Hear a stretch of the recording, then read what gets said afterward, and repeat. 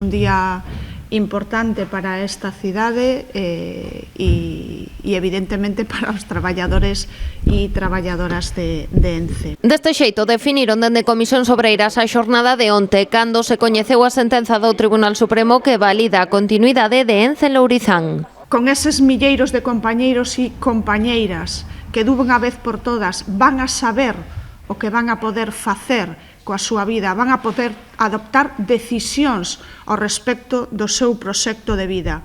Dende o sindicato aseguran que a súa prioridade foi sempre a defensa dos postos de traballo e atribúen a mobilización do persoal este éxito nos tribunais. Viva a loita da clase obreira.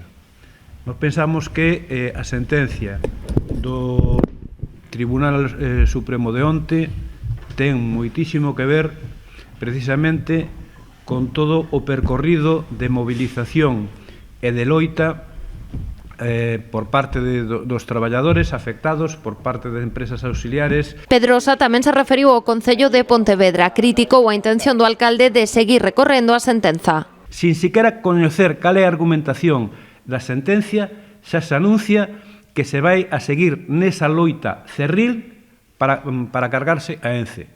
Pois claro, iso se fai con diñeiro de toda a ciudadanía. Isto non é un fracaso do Estado de Dereito, como dixo Lores. Non, todo o contrario.